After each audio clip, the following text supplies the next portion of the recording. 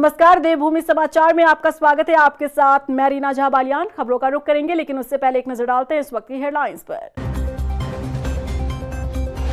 पिथौरागढ़ में आयोजित मौसमानु महोत्सव से वर्चुअली जुड़े सीएम धामी 62 करोड़ की 15 विकास योजनाओं का किया लोकार्पण और शिलान्यास। क्षेत्र के लिए की गई निर्माण कार्यों की घोषणा।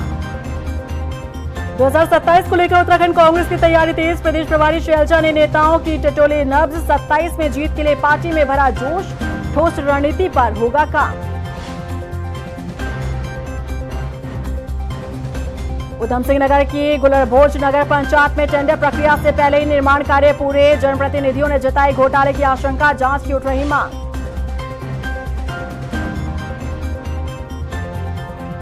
और राजधानी देहरादून में बढ़ रही छात्रों की गुंडागर्दी। कहीं मारपीट तो कहीं हो रही फायरिंग। किताबों से बनाई दूरी। एजुकेशन हब बनता जा रहा अखाड़ा।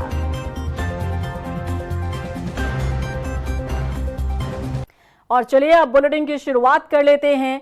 मुख्यमंत्री पुष्कर सिंह धामी ने पिथौरागढ़ में आयोजित मौसमानु महोत्सव में वर्चुअली हिस्सा लिया और इस अवसर पर पिथौरागढ़ के लिए 62 करोड़ रुपए से अधिक की लागत की 15 विकास परियोजनाओं का लोकार्पण और शिलान्यास किया। मुख्यमंत्री ने कहा कि मौसमानु का मेला हमारी आस्था, विश्वास और समृद्ध परंपराओं का प्रतीक है। वहीं इस मौके पर मुख्यमंत्री ने पिथौरागढ़ के लिए कई और घोषणाएं की। उन्होंने कहा कि विकासखंड बीण के ग्राम सभा देवतपुर चौड़ा स्थित पहाड़ी से भूस्खलन रोकने के लिए ट्रीटमेंट का काम किया गया और मोटर मार्ग में सुरक्षात्मक कार्य किया जाएगा। घंटाकर्ण से चंडाक तक सड़क के डबल कटिंग का कार्य किया जाएगा।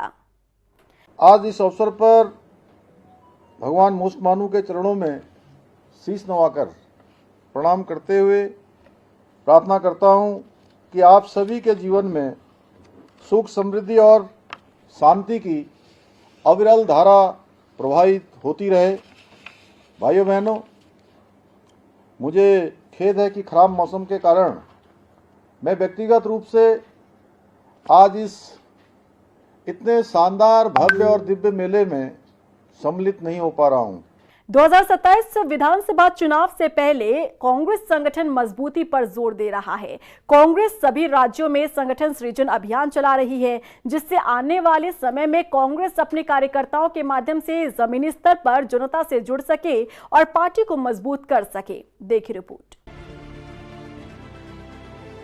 उत्तराखंड में 2027 विधानसभा चुनाव से पहले कांग्रेस को मजबूत करने के लिए कांग्रेस प्रदेश प्रभारी कुमारी शैलजा ने देहरादून में वरिष्ठ नेताओं और विधायकों के साथ बैठक ली।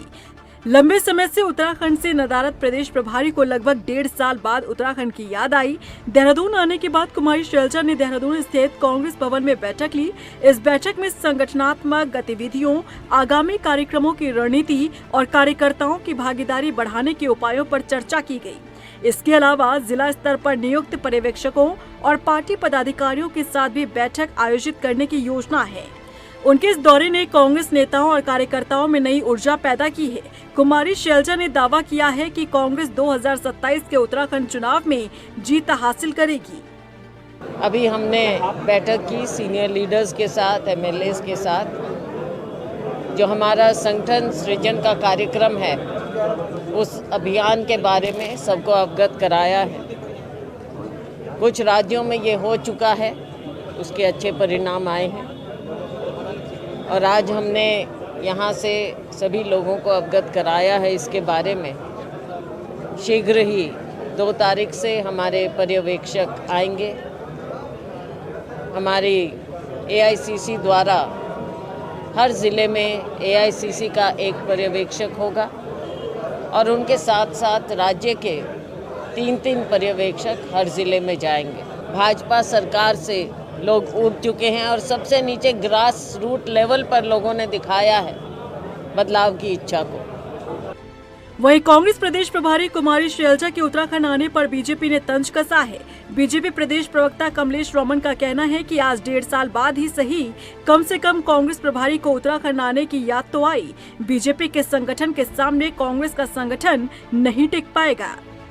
देखिए, देर आए दुरुस्त आए, कम से कम कांग्रेस की प्रभारी 1.5 साल के बाद उत्तराखंड के अंदर अपने नेताओं को नसीहत देती भी तो नजर आई। हमेशा वर्चुअल पर ही वो उनको दिशा निर्देश देती रही। खैर, ये उनके संगठन का मामला, इस पे हम ज्यादा नहीं बोलेंगे, लेकिन कहीं ना कहीं प्रदेश की जो कांग्रेस है वो फेलियर है। उनके अध्यक्ष अपनी कार्यकारिणी नहीं बना पाते, इसी के लिए हस्तक्षेप करा है उन्होंने। और दिल्ली से राहुल गांधी जी की टीम के पर्यवेक्षक बनकर के यहाँ आएंगे तो आप समझ सकते हैं कि उत्तराखंड के अंदर कांग्रेस की क्या हालत है। रही बात आज अगर भारतीय जनता पार्टी की मैं बात करूं तो भारतीय जनता पार्टी के अंदर संगठन भी मजबूत है और संगठन के कार्यकर्ता भी लगातार लोगों के बीच में जनहित के कार्यों को धार देने का काम करते हैं। 2027 में सभी राजनीतिक पार्टियां अपनी अपनी तैयारियों में जुट गई है।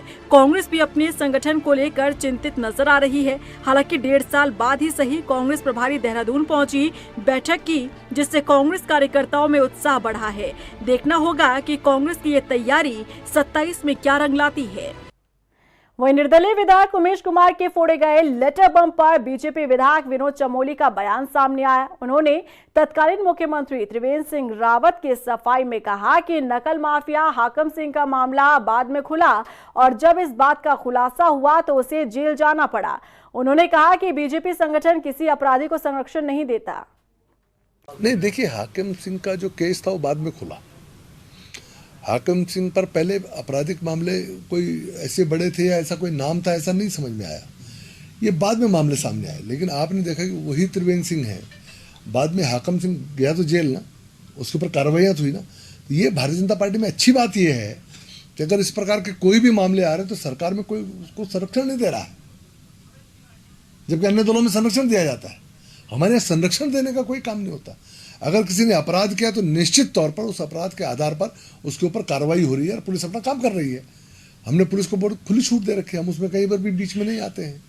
तो ये हटके एक राजनीतिक जो मूल्यों की राजनीति करने का प्रयास भारतीय जनता पार्टी कर रही है। लेकिन फिर भी मेरा ये कहना है कि जो हमारे संगठन में भी लोग जुड़ रहे हैं या जिस तरह के पार्टी का विस्तार लगातार होता जा रहा है, लगातार हम लोग आगे बढ़ रहे हैं, तो इस पर विजिलेंट रहने की बहुत ज़रूरत है और निश्चित तौर पर छानबीन के बाद ही किसी व्यक्ति को आगे आने देना चाहिए।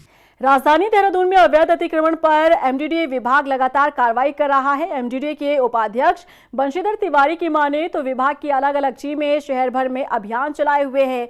उन्होंने बताया कि हाल ही में हुई बैठक में ये फैसला लिया गया कि सबसे पहले सरकारी जमीन पर हुए अतिक्रमण को हटाया जाएगा। वहीं दूसरी कार्रवाई उन लोगों के खिलाफ होगी जिनका नक्शा स्वीकृत नहीं है और तीसरी श्रेणी में वो लोग हैं जिनका नक्शा तो स्वीकृत है लेकिन मानकों का पालन नहीं किया गया। देखिए, हम लोगों ने अलग अलग टीमें बनाई हैं और विगत दिनों हम लोगों ने बैठक किया तो फिर निर्णय लिया उसमें कि जो सरकारी ज़मीनें हैं उस पर अगर आक्रमण है तो उसको हम लोग प्राथमिकता के तौर पर हटाएंगे, चाहे किसी का घर बन रहा हो या प्लाटिंग के रूप में। दूसरा, ऐसे लोगों के खिलाफ कार्रवाई करना जिनका नक्शा स्वीकृत नहीं है और तीसरी श्रेणी में वो आते हैं जिनका नक्शा स्वीकृत है लेकिन डेविएशन है। तो पहले और दो जो हम कह सकते हैं नंबर 1 और नंबर 2 के प्रवृत्ति के और प्रकृति के जो काम हैं उस पर हम लोग लगातार कार्रवाई कर रहे हैं और इसके बाद फिर नंबर 3 का अभियान लगाएंगे। उधम सिंह नगर की गुलरभोज नगर पंचायत में टेंडर प्रक्रिया से पहले निर्माण कार्यों में अनियमितताओं को लेकर एसडीएम से शिकायत की गई। आरोप है कि वाटर कूलर, वृक्षारोपण समेत कई कार्यों में लागत से ज्यादा खर्च किया गया। ऐसे में जनप्रतिनिधि कार्यों में जांच की मांग कर रहे हैं। बीजेपी नेता संजीव भटेजा ने बताया कि पौधारोपण के लिए खरीदे गए पौधों का भाव बाजार से कई गुना दर्शाया गया है और उन्होंने बताया कि कॉलोनी नंबर 2 में इंटरलॉकिंग टाइल्स, पुलिया और फुटपाथ के कार्यों को टेंडर प्रक्रिया से पहले ही करवा दिया गया है। और मैं जो है यहाँ नगर पंचायत में इस टाइम जो घोर अनियमितताएं हो रही है उसके संदर्भ में जो है हमने जो है आवाज़ उठाई है। जो भ्रष्टाचार चरम सीमा पर होकर के यहाँ भ्रष्टाचारी नगर पंचायत के अधिशासी अधिकारी और नगर पंचायत के अध्यक्ष के द्वारा किया जा रहा है, उसकी जांच के संबंध में हमने एक शिकायती पत्र माननीय एसडीएम साहब को भी दिया है। तो यार मैं उसमें जांच तो करूंगा भाई, मैं जांच करूंगा पहले भी, मैंने इसलिए मेरा अधिकार है भाई, टेंडर को निकालना और निरस्त करना मुझे अधिकार है, नियम कानून में है अधिकार। मैंने किसी एसडीएम हमारी एसडीएम मैडम का किसी का फोन नहीं आया, सब ठीक है। हमारी नगर पंचायत में मैं जनता ने मुझे चुना है, मुझे अधिकार दिए हैं, टेंडर निकालने का अधिकार भी मुझे है, निरस्त करने का अधिकार भी मुझे है। मुझे क्या कहते हैं, मैं जांच करूंगा, ठीक है। कंप्लेंट हमारे भाइयों ने करी, विपक्ष के भाइयों ने, हम उसमें जांच करेंगे। कोई ठेकेदार ने अगर कोई काम किया है, हम उसमें जांच, हमारा ना उसका वर्क ऑर्डर जारी हुआ किसी काम में ऐसा गलत है, ना हमने पेमेंट किया है, ठीक है, हम जांच करेंगे, हम उसका दोबारा फिर टेंडर निकाल देंगे। कोटेशन में तो कभी भी निकाल लो। देहरादून को एजुकेशन हब कहा जाता है। यही कारण है कि दूसरे राज्यों से पढ़ाई करने के लिए हजारों छात्र दून आते हैं। लेकिन बीते कुछ समय में एजुकेशन हब छात्रों के लिए अखाड़ा बनता जा रहा है। छात्रों का किताबों से कम और तमंचों से ज्यादा लगाव हो रहा है। देखिए रिपोर्ट। एजुकेशन हब बनता जा रहा अखाड़ा। दून में छात्रों की गुंडागर्दी, किताबों से दूरी, तमंचों से दोस्ती। देहरादून में बाहरी राज्यों से हजारों की तादाद में छात्र पढ़ाई करने के लिए आते हैं, लेकिन प्रेमनगर क्षेत्र पढ़ाई करने के बजाय छात्रों का अखाड़ा बनता जा रहा है। यहाँ हॉस्टल में रहने वाले छात्रों का किताबों से कम और तमंचों से रिश्ता अधिक हो गया है। बात बात पर फायरिंग की घटनाएं इस क्षेत्र में आम हो गई हैं। कभी गर्लफ्रेंड पर विवाद तो कभी कैंटीन के झगड़े पर फायरिंग। पुलिस द्वारा अभियान चलाने के बावजूद इस तरह के मामले सामने आ रहे हैं। पिछले 1 साल में 3 बड़ी घटनाएं थाना प्रेमनगर क्षेत्र से ही सामने आई हैं। पहली घटना 4 अक्टूबर 2024 को सामने आई। विदोली क्षेत्र में छात्रों के 2 गुटों में विवाद हुआ था। इनमें एक गुट के छात्रों ने कई राउंड फायरिंग की थी। ये घटना 2 गाड़ियों की आपस टकराने से हुई थी। बिगड़ैल छात्रों ने एक दूसरे से मारपीट के बाद फायरिंग भी की। दूसरी घटना 24 मार्च 2025 की है। विदोली क्षेत्र के एक छात्र से झगड़े में दूसरे गुट के छात्रों ने 20 राउंड फायरिंग की थी। छात्र उस समय फ्लैट की बालकनी में खड़ा था। आरोपियों ने उसकी कार पर कई गोलियां चलाई। पुलिस ने इस मामले में अब तक 6 आरोपियों को गिरफ्तार किया। तीसरी घटना 16 अप्रैल 2025 की है। नंदा की चौकी के पास एक हॉस्टल में बीएससी के एक छात्र की जान दिखावे के चक्कर में चली गई। उसने अपनी पिस्तौल दोस्त को दिखाई और मैगजीन निकाल ली। इसके बाद एक दूसरे पर तान कर ट्रिगर दबाने लगे। दोस्त ने ट्रिगर दबाया तो छात्र के सिर में गोली लग गई। अगले ही दिन इलाज के दौरान उसकी मौत हो गई। चौथी ये ताज़ा घटना है जिसमें थाना प्रेमनगर क्षेत्र में ही शनिवार सुबह नंदा की चौकी के पास गंगोत्री के बाहर फायरिंग की सूचना मिली। इसके बाद पुलिस बल घटना स्थल पर पहुंचा। तब तक आरोपी वहां से फरार हो चुके थे। कुछ दिनों पहले क्षेत्र के एक कॉलेज में पढ़ने वाले छात्रों के 2 गुटों में किसी बात को लेकर विवाद हुआ था। इसी रंजिश के चलते 2 छात्रों ने पीजी के बाहर फायरिंग की थी। घटना के दौरान छात्र पीजी में नहीं था जिसके साथ पहले विवाद हुआ था। एक दिन पहले ही वो अपने रिश्तेदार के घर गया। जिस दौरान गोलियां चली तब करीब 20 छात्र मौजूद थे। मुकदमा दर्ज कर छात्रों की तलाश शुरू कर दी गई थी और पुलिस ने दोनों गुटों के कुल 8 छात्रों को गिरफ्तार कर कॉलेज प्रबंधक को निष्कासित के लिए रिपोर्ट भेज दी थी। एसएसपी अजय सिंह का कहना है कि पढ़ाई की आड़ में अराजकता बर्दाश्त नहीं की जाएगी और आपराधिक गतिविधियों में संलिप्त मिली तो कड़ी कार्रवाई की जाएगी। देखिए, देहरादून हमारी एजुकेशनल सिटी है और यहाँ पर सभी प्रांतों से मोस्टली यहाँ पर छात्र पढ़ने के लिए आते हैं। अभी बीच में हाल फिलहाल ऐसे ट्रेंड देखे गए हैं कुछ सालों से कि यहाँ पर लोग ऐसा ग्रुप बना लेते हैं जो अपने एरिया वाइज कहेंगे या डिस्ट्रिक्ट वाइज या स्टेट वाइज ऐसे कुछ ग्रुप्स बन जाते हैं। और कहीं ना कहीं जब छात्रों में किसी बात को लेकर मनमुटाव या कहीं कोई छोटी मोटी बहसबाजी होती है तो कहीं ना कहीं हथियारों का चलन भी देखा, कुछ मुकदमे दर्ज भी हुए, अरेस्ट भी हुए। और ये ट्रेंड कभी कभी सोशल मीडिया पर भी देखने को आया है कि लोग हथियारों का प्रदर्शन करते हैं। कभी कभी वो फेक पिस्टल्स और ऐसी भी चीज़ दिखाते हैं सिर्फ अपना सोशल मीडिया की रील बनाने में। हाल फिलहाल जितने भी मामले हुए उसमें कोशिश अब ये रहती है, निर्देश है कि जो भी वेपन अगर कहीं यूज़ हुआ या कहीं सोशल मीडिया अन्य जगह शो हो रहा है तो जो कार्रवाई हमारी आम सेक्टर बनती है वो तो की जाए। साथ ही साथ सोर्स कि वह किसके माध्यम से लेके आया, किसी छात्र के माध्यम से लाया कि ऐसा कोई कहेंगे जहाँ ये लोग निवासरत है वहाँ से कोई किसी माध्यम से लेके आया। तो अभी जो राजपुर की घटना हुई थी, चूँकि उसमें हमारे पास एक साक्ष्य मिल गए थे पूछताछ में, एविडेंस में, तो उसको भी हमने जहाँ से वो वेपन मुहैया कराया या जहाँ लिए गए थे उसको भी हमने उसमें नामित करके इन्वेस्टिगेशन उसकी कर रहे हैं। दून पुलिस कॉलेज के बाहर हॉस्टल पर अभियान चलाने का दावा करती है, लेकिन इस तरह के मामले थमने का नाम नहीं ले रहे हैं। वहीं सबसे बड़ा सवाल तो ये है कि इन छात्रों के पास असले आखिर आ कहां से रहे हैं। वहीं हल्द्वानी के मोटा हल्दू क्षेत्र के ग्राम पदमपुर देवलिया में गुरुवार सुबह बड़ा हादसा हो गया। बीएलएम एकेडमी की एक निजी स्कूल बस अनियंत्रित होकर सड़क किनारे पलट गई। दुर्घटना में 10 से 15 बच्चों समेत बस परिचालक को चोट आई। हादसे के समय बस में 36 बच्चे सवार थे। प्रत्यक्षदर्शियों के मुताबिक बस रामपुर रोड क्षेत्र से बच्चों को लेकर स्कूल की ओर जा रही थी। जयपुर बीसा चौराहे पर सामने से आ रहे एक दूसरे स्कूल वाहन को बचाने के दौरान दौरान चालक ने नियंत्रण खो दिया और बस पलट गई। सुबह हमें ये सूचना मिली थी कि एक बस यहाँ पे गोरा पड़ाव के पास में अनियंत्रित हुई है, जिससे क्रम में वहाँ से बच्चों को रेस्क्यू किया गया और ये तत्काल साईं हॉस्पिटल पहुँचाया गया। अभी वर्तमान में स्थिति बच्चों की ठीक है, किसी का प्राथमिक उपचार चल रहा है। एक बच्ची थोड़ा यहाँ पे घायल है और कंडक्टर की भी घायल होने की सूचना हमें प्राप्त हुई है। विस्तृत सूचना हमें जब उनकी मेडिकल रिपोर्ट आ जाएगी बच्चों की, उसके क्रम में हम कुछ कह पाएंगे। टनकपुर में शारदा रेंज के वन विश्राम गृह परिसर में वन विभाग ने नेचर गाइड सेमिनार का आयोजन किया, जिसमें मां पूर्णागिरी पर्यावरण संरक्षण समिति, एसएसबी, पुलिस जवान, एनएचपीसी, सीआईएसएफ के अलावा सामाजिक संगठनों और स्थानीय लोगों ने हिस्सा लिया। इस दौरान विभागीय प्रशिक्षकों ने नेचर गाइड को कई विषयों के बारे में जागरूक किया। वन विभाग की एसडीओ शालिनी जोशी ने बताया कि वन विभाग नंधौर वन्य जीवों के डर के बिना रहने की योजना पर काम किया जा रहा है। आप सभी जानते हैं कि वर्ष 2012 में हमारा Nandhaur wild life sanctuary establish हुआ था, तो इसके आसपास के लोगों के लिए रोजगार सृजन करना भी सेंचुरी के उत्तरदायित्व में है और इसीलिए यहाँ पे इस साल हमने नेचर गाइड्स का रजिस्ट्रेशन कराया है और उनको पर्यटकों से किस तरीके से व्यवहार करना चाहिए, किस तरीके से पारिस्थितिक संतुलन में ग्रामवासियों को जागरूक करना चाहिए, इस संदर्भ में आज की कार्यशाला हमारे द्वारा आयोजित की गई है।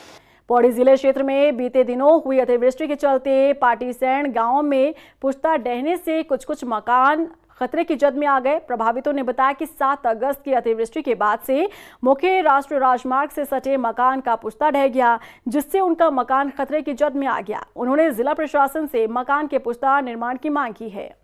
और ये 6 तारीख को जो है कि बहुत बारिश के कारण हमारा पुश्ता पूरा नीचे से एनएच की कटिंग की वजह से पूरा गिर चुका है और आज भी हम इस स्थिति में है कि हम लैट्रिन बाथरूम बिल्कुल भी कोई नहीं जा पा रहे हैं। इस कंडीशन में कि बच्चों को भी बहुत डर है, बहुत भयंकर हो रखा है यहाँ पे। इसमें जो भी हमारे आपदाग्रस्त इलाके हैं वहाँ पे लगातार हमारी पटवारियों की टीम भी विजिट कर रही है और अभी वर्तमान में क्योंकि बहुत ज्यादा लैंडस्लाइड्स आए थे तो उसके संबंध में भूगर्भीय सर्वेक्षण भी हो रखा है और अभी भी कुछ मकान ऐसे हैं जो वाकई खतरे के जद में है। तो इस प्रकार के 14 विलेजेस को आइडेंटिफाई किया है और उनमें टोटल 70 परिवार ऐसे हैं जो अलग अलग जगहों पे रिलीफ सेंटर्स में रह रहे हैं, तो उनका भी पूरा ध्यान रखा जा रहा है, जो भी राशन आदि का रिफिल आदि भी कराया जा रहा है। और अगर इस तरीके के और भी कोई मकान के खतरे की जद में होंगे तो उसको भी चेक करा के उनको सुरक्षित स्थानों पर शिफ्ट कराया जाएगा। रुड़की के पिरान कलियर में सालाना उर्स में लाखों की संख्या में जायरीन पहुंच रहे हैं। ऐसे में स्थानीय प्रशासन व्यवस्थाओं को दुरुस्त करने में जुटा है। रेलवे स्टेशन पर ई रिक्शा चालकों की बढ़ती भीड़ और मनचाहे किराए पर भी एक्शन लिया जा रहा है। एसपी देहात का कहना है कि बिना रजिस्ट्रेशन और अवैध तरीके से ई रिक्शा चलाने वालों के खिलाफ सख्त कार्रवाई की जाएगी। देखिए, ये आपने एक जेन्युइन कंसर्न को रेज किया है। इसमें मैंने अपने टीआई को, लोकल थाने को बोला है कि जो भी नए ई रिक्शा या अचानक अभी भी बढ़े हैं उनका प्रॉपर सत्यापन करेंगे, उनका रूट निर्धारित करेंगे। इस मामले में हमारे नगर निगम के जो अधिकारी हैं और जो ARTO है उनसे भी वार्ता चल रही है। अगले 1-2 दिन में हम इनका एक प्रॉपर प्लान डेवलप कर लेंगे। और जहाँ तक नए वालों की बात है, सत्यापन हमारा प्रॉपर चल रहा है, वो थाना कलियर भी करेगा और थाना गंगनहर भी करेगा। और जाम की समस्या को लेकर हमारी पुलिस प्रॉपर है। अगर कहीं भी कुछ ऐसा लगा तो उसके लिए स्पेशल अभियान के साथ रूटीन चेकिंग चल रही है। लक्सर के भुरनी खतीरपुर गांव में सरकार जनता के द्वार कार्यक्रम आयोजित किया गया और एसडीएम सौरभ असवाल ने बताया कि इस कार्यक्रम में ग्रामीणों की समस्याओं को सुनकर उनके समाधान के निर्देश दिए गए और कई शिकायतों का मौके पर ही निस्तारण किया गया। तो हमारी ग्राम पंचायत भुरनी खतीपुर है, यहाँ पर सरकार जनता के द्वार कार्यक्रम आयोजित हो रहा है। यहाँ पर सभी विभाग के अधिकारी कर्मचारी भी आए हैं और जनता भी आई है। सभी अपनी तरफ से शिकायत रख रहे हैं। इनमें लिखित एवं मौखिक रूप से जनता अपनी शिकायतों से अवगत करा रही है। उसमें ज़्यादातर जो शिकायतें हैं उसमें आई हैं कि PWD से लेकर है, PWD को लेकर इसमें पुलिया बंद करने की शिकायत है, जिससे कि गाँव में पानी भर रहा है और फसल में भी क्षति हो रही है। बिजली विभाग से संबंधित अभी तक शिकायत आ चुकी है और कुछ शिकायतें जो हैं वो जो यहाँ पर जल जीवन मिशन का कार्य हो रहा है वो अभी पूर्ण नहीं हुआ है, तो उसके संबंध में भी शिकायत आई है। उधम सिंह नगर में पंतनगर सिडकुल गणेश उत्सव समिति ने शोभा यात्रा का आयोजन किया, जिसमें भगवान गणेश की कई झांकियों को निकाला गया और भगवान गणेश का ढोल नगाड़ों के साथ स्वागत किया गया। इस मौके पर रुद्रपुर क्षेत्र गणपति बप्पा मोरिया के नारे से गूंज उठा। उधर आयोजक समिति ने बताया कि समिति पिछले कई सालों से गणेश उत्सव मनाती आ रही है और इस साल भव्य कार्यक्रम किया जा रहा है। जो है ये हमारा 14वां वर्ष स्टार्ट हो रहा है और हम हर साल की भांति इस साल भी जो हमारा प्रोग्राम रहता है सेम वैसे ही है। इस बार 27 से 31 तारीख तक ये गणेश उत्सव हम सिडकुल चौक पे मना रहे हैं और इसमें सारी इंडस्ट्रियाँ भाग लेती हैं। जैसा आप सबको जानते ही हो, 5 मंदिर से हम लोग यहाँ से शोभा यात्रा निकालते हैं जो सिडकुल चौक तक जाती है। हमारी गणपति जी की यहाँ से मूर्ति जो है हम सिडकुल चौक तक ले जाते हैं। का पूरे सिडकुल पर बहुत कृपा दृष्टि रहती है हमेशा और हम सब लोग पूरे सिडकुल के लोग मिलकर गणेश उत्सव को मनाते हैं और इस बार ये 4वां गणेश उत्सव है और हमें पूरी श्रद्धा भक्ति के साथ पूरा शहर एक हो जाता है और एक होकर जब गणेश जी की स्तुति करते हैं। वहीं जसपुर क्षेत्र में भी गणेश चतुर्थी का पावन पर्व पूरे विधि विधान के साथ मनाया गया। नगर में जगह जगह धूमधाम के साथ भगवान गणेश जी को अपने घर और मंदिरों में विराजमान किया गया। इस दौरान भक्तों में जबरदस्त उत्साह देखने को मिला।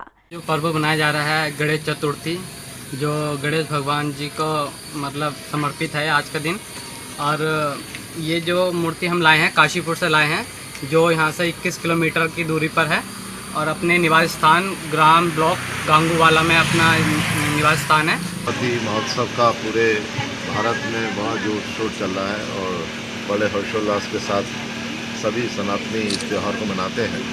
तो जसपुर में भी इसी के अंतर्गत अलग अलग स्थान पर भगवान गणेश जी की मूर्ति स्थापित हो रही है और आज मेरा ये ब्लॉक कॉलोनी में आगमन हुआ है। यहाँ के नवयुवकों ने हर वर्ष की भांति रुड़की के मंगलौर गुड़ मंडी में भारतीय किसान यूनियन ने साल 2001 में किसान आंदोलन में शहीद हुए लिबरहेड़ी के किसान शहीद रघुवीर सिंह को श्रद्धांजलि दी। इस मौके पर किसानों ने बताया कि सरकार के आश्वासन के बाद अपना धरना उन्होंने खत्म कर दिया। उन्होंने बताया कि जिम्मेदार अफसरों ने उन्हें स्मार्ट मीटर, बेवजह हो रही चालान कार्रवाई पर रोक और जल्द गन्ना मूल्य की घोषणा का वादा किया।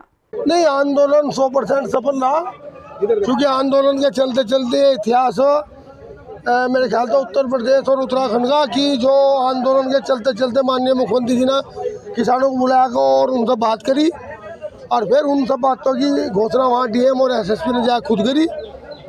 तो हम उनकी इस पहल का स्वागत करते हैं कि सरकार को किसान के नज़दीक रहना चाहिए ऐसे ही। तो ये उनकी एक अच्छी पहल थी।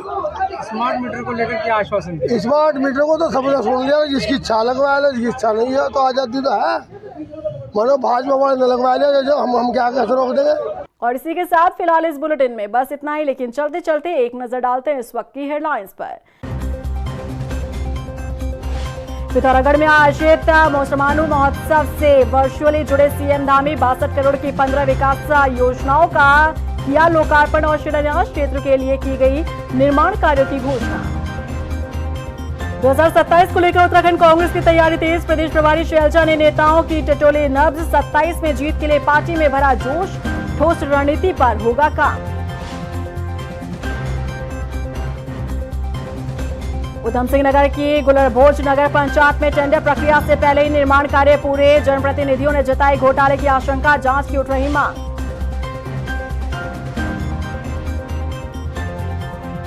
और राजधानी देहरादून में बढ़ रही छात्रों की गुंडागर्दी, कहीं मारपीट तो कहीं हो रही फायरिंग। किताबों से बनाई दूरी, एजुकेशन हब बनता जा रहा अखाड़ा।